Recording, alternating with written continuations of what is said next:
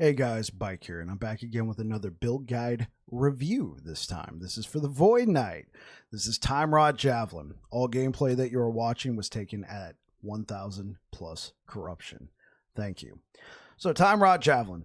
You guys have probably seen this going around a lot. I first saw it on Frozen Sentinel's channel. He was showing off Captain Noobzor, and I was like, wow, that's insane. Killing Uber Aberoth in like 44 seconds. That was nuts. But I was already doing some other builds, so I decided to move on. And around my birthday, I decided to make an attempt on Uber Aberoth. And I saw Volca put out a version of this build. And even though I saw it in Frozen Sentinel's channel first, I've generally jived with a lot of builds that Volca has put out. So I went with the max roll guide for this.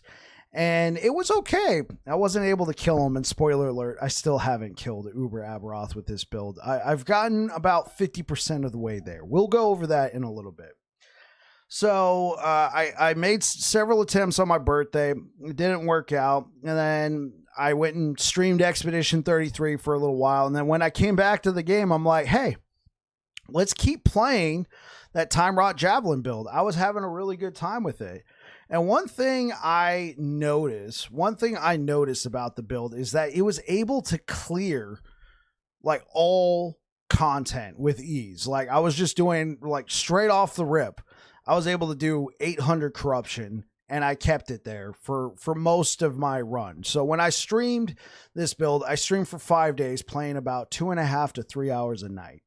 And I obviously already had gear. I already had a level 100 Void Knight. So that was there. I was able to make a few upgrades. I have a few good points, but for the most part, my gear is pretty modest. And I pushed it past 1,000 corruption. I think it could have done 1,000 plus corruption right off the rip, but I kept it about 800 farming because I thought that was the sweet spot. Push it to 1,000 corruption, and I'm telling you guys, it cleared all content. It made bosses look like a joke. Speaking of bosses, let's just throw some of that boss gameplay up there. There's the Black Sun timeline. I killed both Raye and the Harbinger in under a minute at 1,000 plus corruption. It was just bonkers. And it probably could have been faster had I had done the more DPS version. Turns out the build that I'm running is more of a tank version that is more well suited for monos. And I'm okay with that. That's the kind of content I like to do. I think if I'm going to be taking on Uber Aberoth in the future, I think I'm going to have to change this up. So let me show regular Aberoth. So here's regular Aberoth. We killed him pretty freaking fast. It wasn't exactly a blink and you would miss it. We were able to take him out pretty quick. And yeah, so I've been talking about Uber Aberoth this whole time. Let me show some attempts up here. I'm getting better at the fight, but ultimately, I would have to make some changes. I think the real key here is to out DPS this guy real fast, right? I think the idea is to out DPS this guy really fast, which would mean changing up my entire build. So the build that I'm presenting to you, obviously, it comes from others. Links in the description down below, by the way, to their guides as well as mine. I'm going to put Volca. I'm going to put Frozen Sentinel right down there. And then link to my planner, loot filter I use. I put together my own loot filter. And the way I do my loot filters, I put a video there for that. So yeah, Uber Aberoth, I got him down to 50% a couple times, but what just ends up happening is I'll just randomly get one shot out of nowhere. And even as tanky as this is, like he still just one shots you. So, I mean, what's the lesser of two evils? Being somewhat tanky and still get one shot by a random attack, or just have no tank and just do way more damage? I think that's the way I would have to take this build. But considering that I like to, for myself, personally, mostly just like to push corruption and clear monos, I'm very happy with the results of this build, and that's what I want to show to you today. So let's go ahead and jump into the game. We'll go ahead and we'll take a look at the gear, we'll look at the idols and all that fun stuff. Let's jump on in. All right, here we are in game. So here's what we're gonna do. I'm gonna give a demonstration, then we're gonna go over the gear, then we're gonna go over the idols, then we're gonna go over the skills. Yeah. We're going to go over the skills, then we're going to go over the passive tree. and then we're going to get out of here. This is going to be a little bit quicker than some of my other ones, hopefully. I know I'm long-winded, but I'm mostly just showing you what I used. If you guys want examples, check out the real OGs here. You know, go check out Frozen Sentinel, Captain Noobzor, Matt Volca over at the Maxroll team. Check them out. They got the stuff. I'm showing you what I did from my perspective, and these are my results, if that makes sense. So if you haven't seen this build in action before, here's what you're going to want to do, right? You're running around. This is our main just clearing trash, right? You're using the Devouring Orb to clear trash. But like, let's say this is a boss and we want to kill this boss, right? We're going to run up to the boss by Void Cleave, then Javelin, and then you're going to want to hit them with Anomaly.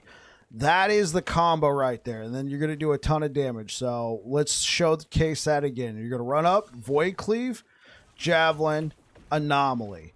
The Anomaly is what really creates that pop. That's like a ton of damage. Void Cleave, Javelin, pop. Now, you can get faster with this. This build really benefits from cooldown reduction. I focus a little bit more on survivability. I'm ultimately okay with that for what I was doing in monos because you guys saw the footage. For the most part, just about everything was getting just blitzed by these guys, by the Devouring Orbs. It was the bosses that I needed to do the Void Cleave, Javelin, Anomaly combo on.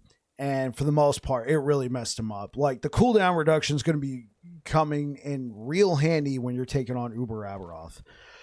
Okay, yeah, that's the basics right there. That is the basics. Void Cleave, Javelin, Anomaly. So with all that being said, let's go ahead and jump into here. I'm going to point out right now, you're going to see that there is Rebuke on my skill bar. We're not spec'd into it. We are using Abyssal Echoes. Rebuke is on my skill bar as an unspec'd skill. Okay. Ignore this stuff. This is not alternate stuff. I mean, I guess this would be the only thing, but for the most part, you guys will see why. What's happening. So I only have one exalted piece of gear, and I'm sure you can put something in here, but what you're going to be really looking for this is for your normal mono clearing stuff. There's different options, but for the most part, if you're clearing monos, you're doing that sort of stuff, get yourself a Leonines. Try and get much higher reduced bonus damage taken from critical strikes than I did. You're going to want T5, chance to inflict time rot with void skills. T7, anomaly, so, +4 to anomaly. Then you're going to want health preferably, and you would preferably have a much higher base reduced bonus damage taken from critical strikes. You could also go health, reduced bonus damage taken from critical strikes as your suffixes. Sealed suffix, you can't go wrong with vitality. I typically don't try to focus on that, though. All right, Titan Heart is what I use. This is a great, This is a great form of damage reduction. You're going to want T7, chance to inflict time rot on hit with void skills. You don't want mana. You're going to want like health or void damage or anything like that. You don't want mana. I try to go health. Like I said, I like to kind of focus on the tank. Main thing you're going to want is chance to inflict time rot on hit with void skills. Let's go over to Nihilus. The best you can ask for is T1. I mean, if you have a T2, go for it. But the main thing you're going to be looking for here is increased damage over time. Nihilus gives us a bunch of great features. You're probably going to want a +2 to all skills. I had one with only +1 to all skills, but everything else on it was Gucci, right? Increased mana regen, Gucci. 4% more armor, Gucci. 13% to all resistances, Gucci. 11% increased health, 7% increased mana, 7% increased movement speed. I mean, this is probably one of the best roll Nihiluses I've ever had, except for that, +1 to all skills instead of a +2. But honestly, yeah, great pickup right here. Try and get yourself a Nihilus for this build. You could use an Omnis, but I would probably go for Nihilus. Honestly, Nihilus is probably easier to get anyway. I mean, in my opinion, I think it is, but I mean, try and get yourself an Omnis. Go for that. Black Blade of Chaos. Main thing you want is T7, chance to slow. get you 208%. After that, you're going to want as high of chance to inflict time rot on hit as possible. And here's why. I'm jumping ahead real quick. Now, I did a whole deep dive on this sword, right? I did a whole deep dive on this sword and why it's very popular. And I explained this in that video, but I'm going to go over it real quick for you. Right? Time rot chance. Additional time rot deals additional increased damage based off of these parameters. You deal more damage with time rot per 1% attack or cast speed. You deal more damage with time rot per 1% slow chance with void skills. So that's kind of a global slow chance. You deal more damage with time rot per 1%. And then you deal more time rot per 1% chance per time rot chance, if that makes sense. So per 1% time rot chance, for every 1% chance you have to cast time rot or apply time rot with void skills, you deal 2% more damage. This is uncapped. Time rot damage per 1% slow. This is uncapped as well. So every 1% chance of applying slow chance, that's 1% more damage with time rot. And then time rot damage per 1% attack, cast speed, or throwing attack speed. It's melee attack, throwing attack speed, and cast speed. Whatever's the lowest, you deal 1% more damage with that. That one's a little bit more convoluted, but I think we can understand 1% slow chance, that's 1% more damage with time rot. Chance to inflict time rot on hit, every 1% you have there, you deal 2% more damage. So Black Blade of Chaos checks both those boxes. On top of that, it has void damage per 5 dexterity. So every 5 points of dexterity, you gain up to 4% void pen. Did I say void damage? Void pen, which I guess in a sense is more void damage, right? So we gain 4% more. 4% void pen per 5 dexterity. So this is uncapped as well. Stack as much dexterity as possible. You're going to want to try and throw dexterity onto you everywhere you can get it. You can't throw dexterity here, so you don't put it there. You could put dexterity here, but I opted for something else. You guys get what I mean. More dexterity, more damage, because we gain more void pen. On top of it, we gain an insane, huge amount chance to inflict time rot on hit with Black Blade of Chaos. I got a good one, 101%. I also got 2 LP. So I already explained why we want chance to slow on hit. We're also going to want increased void damage. I missed that slam. It was also on the weapon I slammed it with, but I gained void pen. That's probably second best. So chance to slow on hit, increased void damage, or void pen, or both, if you can get that. There we go. Black Blade of Chaos. Red Reins. I feel like these, I could be wrong. I could be huffing on copium, but I feel like it's a little bit easier to get these now. I've already got like 6 or 7. The moment you get one, you throw it in your Weaver tree, you're good to go. But I mean, I guess that's the bigger issue. Try to get one of these to drop. I got one really early on into the season, so I threw it into my Weaver tree. I've got a few of these right now. I don't have any good ones. This one I'd already slammed for another build, so I'm stuck with 16 strength. This is a Nemesis special. Essentially, what you're going to want to do with these red rings is they're going to give you resistances, but they're also going to allow you to take 10% less damage if you have at least 180 total attribute scores. So you want to add all these together. Oh, it's 5 o'clock. There's going to be a cut right now. And we're back. Sorry, I live on the edge of a military base, so to speak. Whenever it's 5 o'clock, there's trumpets outside, whatever. Anyway, moving on to anybody who understands that. To anybody who doesn't, they're like, this guy's a psycho. Where were we? We were talking about attributes. So with Red Ring, you want to add up all your attributes. If you have 180 more, you now gain 10% less damage taken, and you can have 2 Red Rings. So effectively, this is 20% less damage taken. These are really good, and they also help contribute.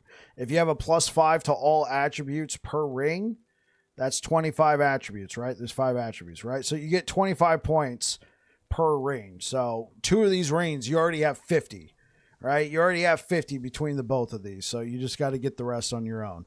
So yeah, highly recommend Red Ring. I would say slam it with dexterity. This is what I had. So yeah, like I said, we want more dexterity. If I had more time with this build, the Red Rings are a tough call, but I think it could have happened.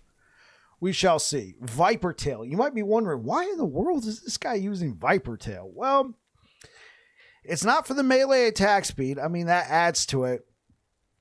Viper Tail is a very common belt. It also has a huge amount of chance to slow on hit. Remember what I said about that chance to slow on hit? That 68% chance to slow on hit is now 68% more damage with Time Rod. It's insane. You're going to want to get yourself a good one. You're going to want health, and then you got 2 different options. I went with cleanse because personally I wanted to cleanse off any negative elements while I was running through monos.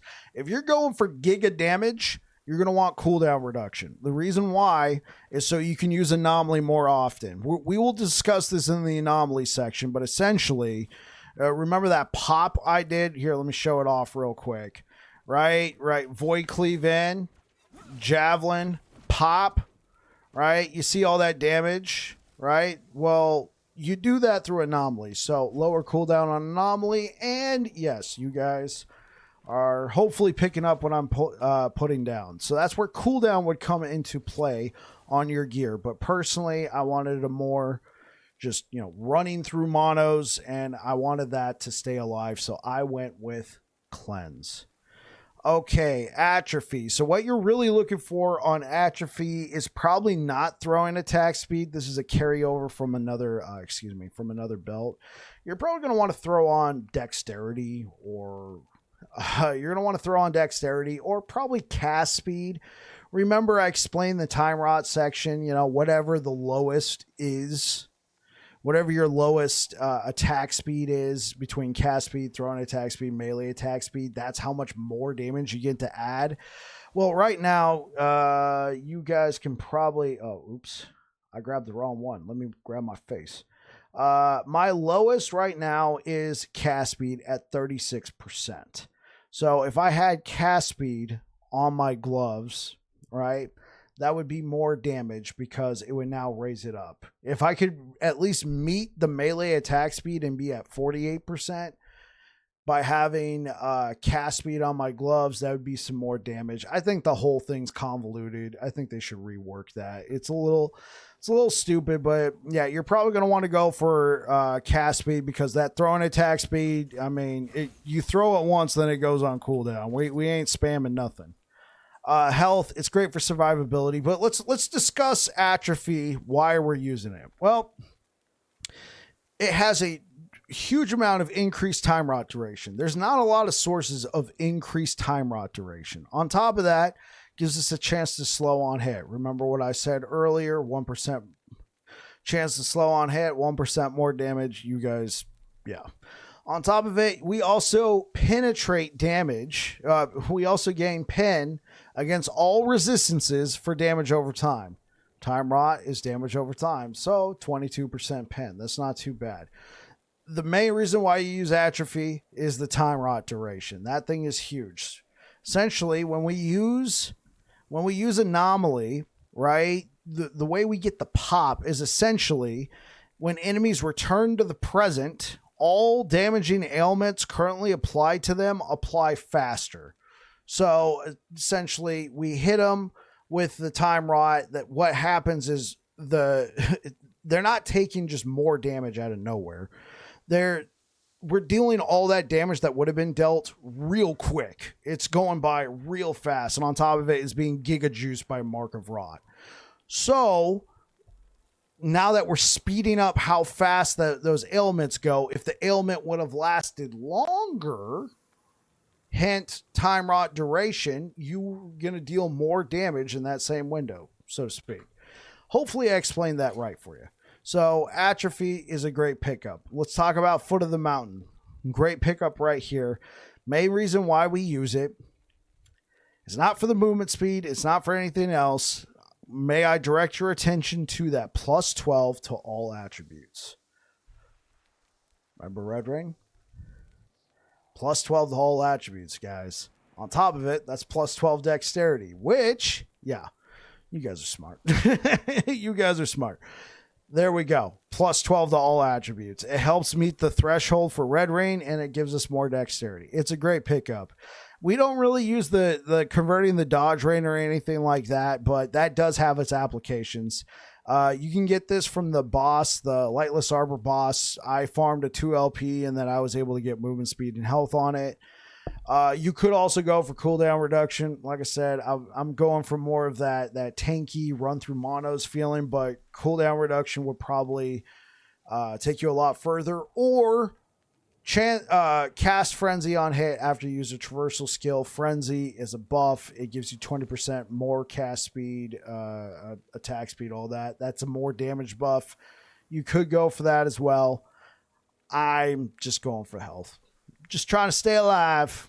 And then last but not least, Anchor of Oblivion caps our endurance for us, gives us strength, gives us void damage, and you're going to want to slam this with dexterity. And there we go. That is the gear. Let's go ahead and talk about the idols real quick.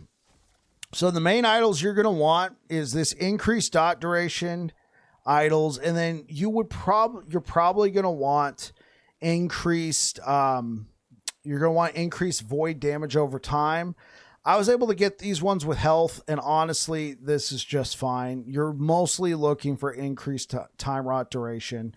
Nonetheless, in the loot filter, I have a rule for both. So if we go down to here, I have a rule for both. I have one, it's light green. You're looking for just the time rot duration. I have one that's blue.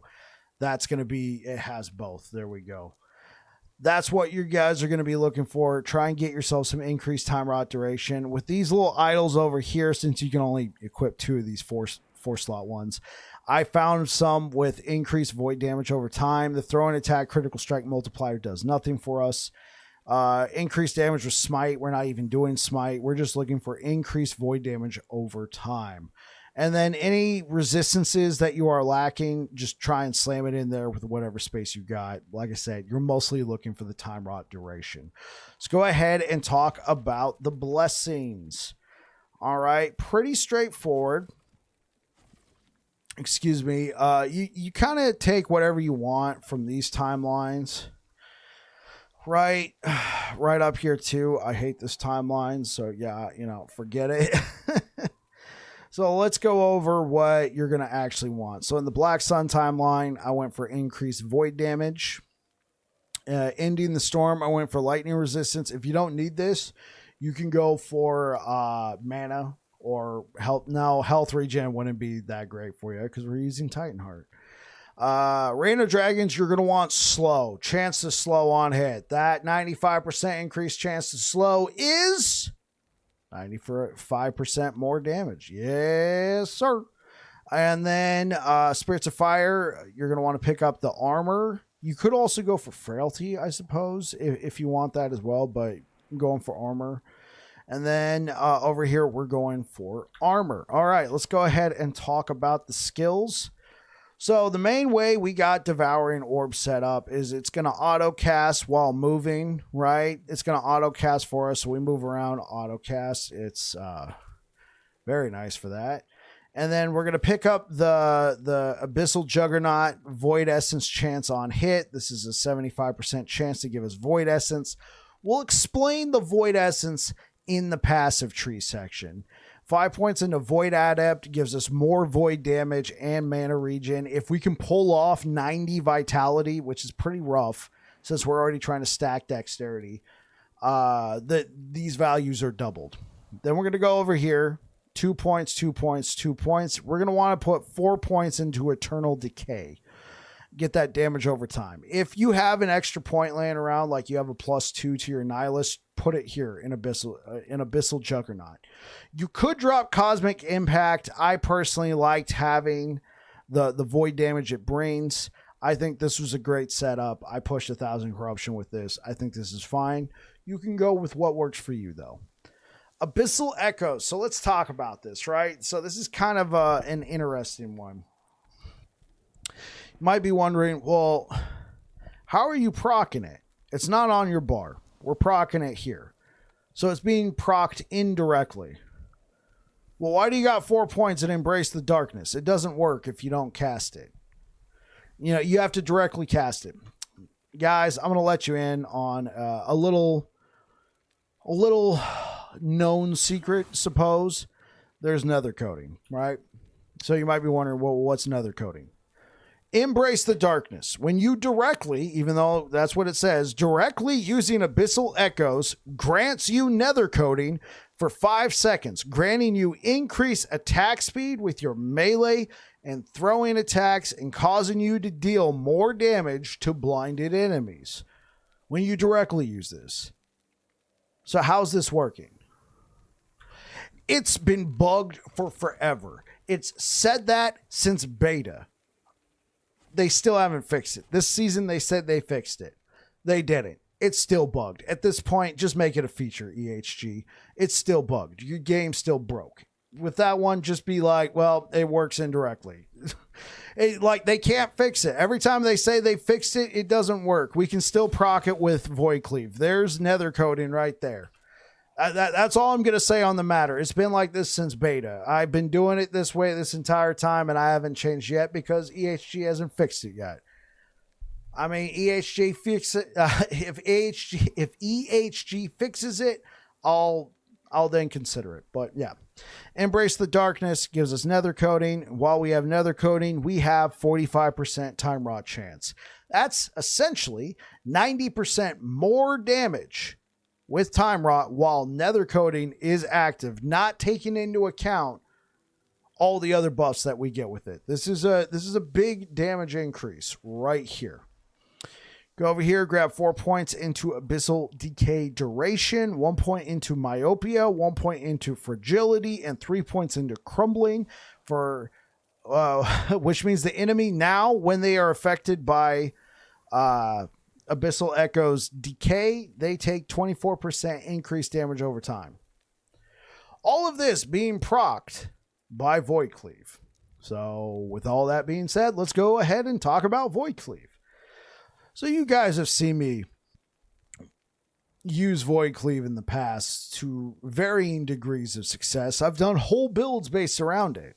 Void Cleave Erasing Strike, Master Yi build, that sort of thing. I've used it as an accompaniment and many other builds like Swordcatcher Rive, Blackblade Rive.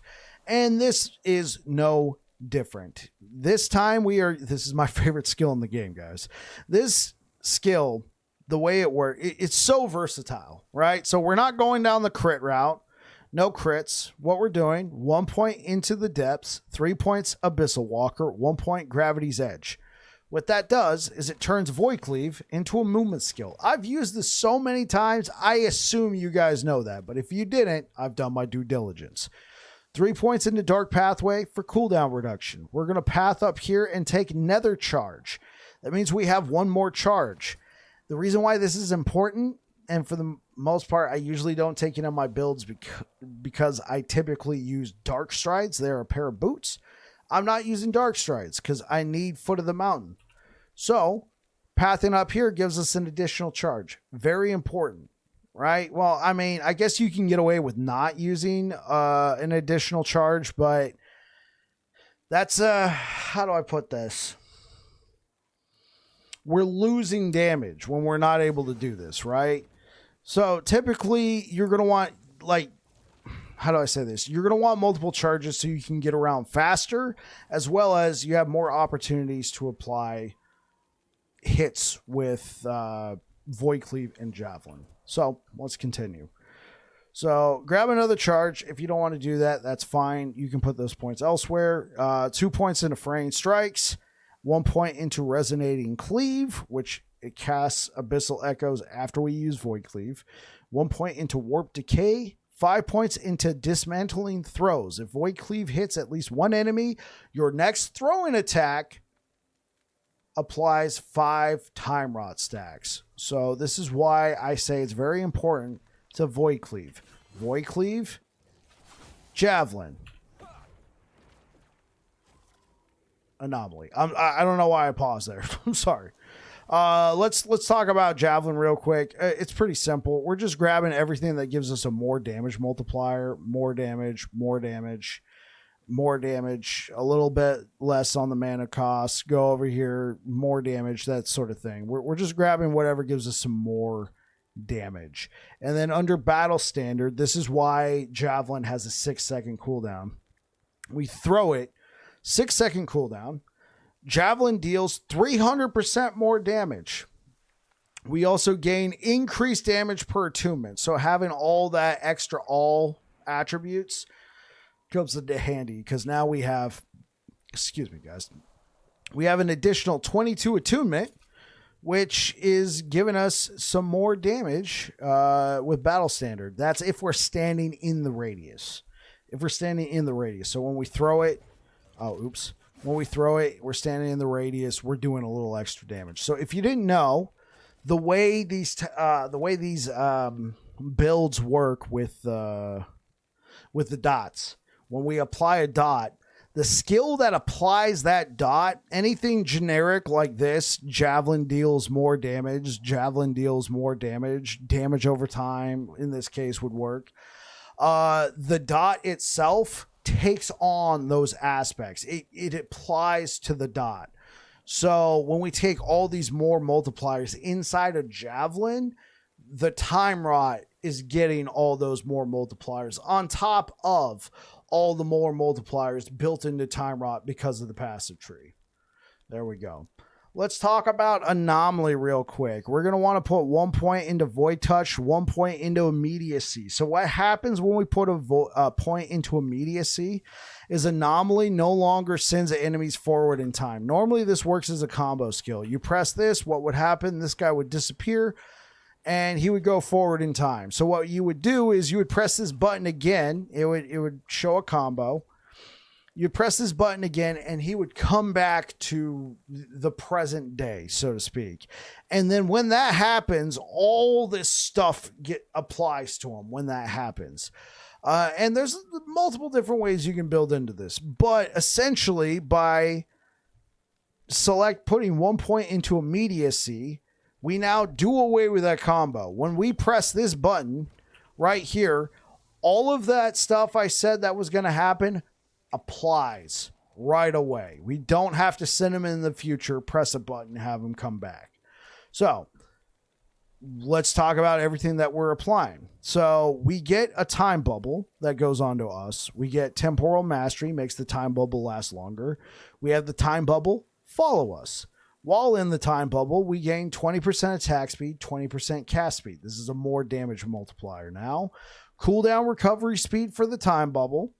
Come down here, 3 points into exacerbate, which gives increased time rot duration that is applied by anomaly. On top of it, the enemies that are hit by anomaly are now immediately affected by mark of rot, which means for the next 5 seconds, they take 50% increased void damage. It's not an increase. It's just essentially all void damage they would have taken. So essentially they've already gone through all their multipliers, whatever that is, increase it by 50%. This is like a more damage multiplier on crack, so to speak. Like think about it. You're doing all this damage. It's more multiplier, more multipliers, blah, blah, blah, increase. Okay. We're doing this damage. It's going to be 1 billion damage. We'll now increase it by 50%, right? Does that make sense? So this is just a huge amount of damage. If this survives this season, I will be shocked. I don't know what they're going to do. So in season 3, we shall see what happens. So we're applying Mark of Rot. We come over here to Quicksand. When enemies return to the present, all damaging ailments currently applied to them apply faster. So that's where the pop comes in. They come to the present. We've applied Time Rot. We now hit them with that anomaly. All the stuff hits them right off the bat. And then Anticipation, anomaly has a shorter cooldown All right, cool. That is the skills. Let's go ahead and talk about the passive tree.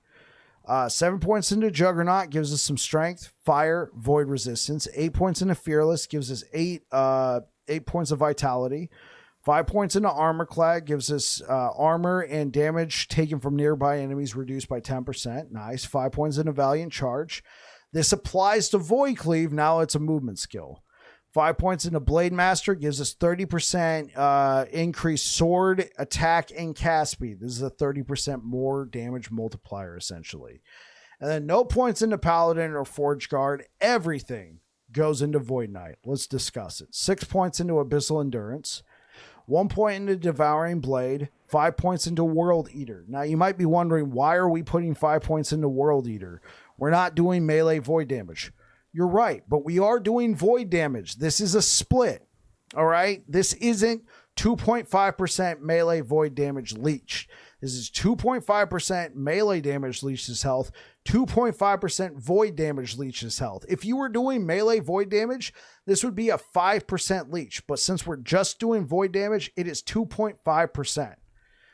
5% into Dark Maw gives us 10% increased health, as well as a chance to absorb health from a kill. 5 points into Doom Knight for strength and health. 6 points into Rot Ripples, increase Time Rot chance. That is essentially 60%. That is 120% more damage with Time Rot. On top of it, we gain 25% Time Rot duration. 2 points into Renouncement for a little bit of cast speed. So on and so forth. 5 points into Rot Grip. This is what makes the build. If you don't take this, I'm sorry, don't play this build. I'm just saying. 5 points into Singular Purpose gives us 10% more damage. We also take 5% less damage. 5% less damage from slowed enemies and enemies that are affected by Time Rot. And then 5 points into Woe gives us a Frailty chance as well as a Void Pen chance. 8 points into Temporal Velocity gives us vitality and increased cooldown recovery speed. 1 point into Essence of the End. Essentially, this gives us a chance to gain Void Essence. Remember, I said we were going to talk about this. Here we go. 1 point into Void Well. While you have 3 or more Void Essence, if you drop below 0 mana, you consume all 3 Void Essences to set your Void pool back to 30%. So let's discuss Void Essence. What does Void Essence do? While we have Void Essence active, we gain 3% more Void damage and melee damage, multiplicative with other modifiers, 15% reduced stun duration,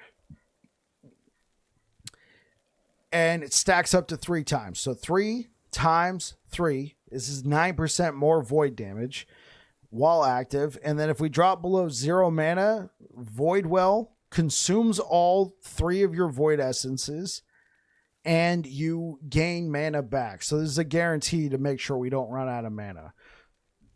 There we go. Hold on. All right, let's continue. 5 points into Echoing Strikes gives us Time Rot chance, Echo chance, Time Rot chance on skill Echo. Time Legion gives us melee attack speed, throwing attack speed. 10 points into Eternal Form gives us vitality and health, and we gain increased vitality health scaling. 5 points into Dread Form gives us less slow effect and chill effect on ourselves, increased movement speed, and increased void damage. And then 5 points into Abyssal Fluctuation. Elemental damage taken as void, 50%. Void damage taken, minus 20%. And that, my friends, is the video. I just looked at the time. This is still going to be a long video, but probably a little bit shorter than my other ones. Nonetheless, thank you if you made it all the way to the end. Hopefully you enjoy. Be sure to check out those other creators that I have linked down below. Check out, see what they did. This is what I did. I was a bit of a tourist, I will admit. We're going to be moving on to Judgment Paladin next, so looking forward to that. Anyway, you guys take care. Peace out.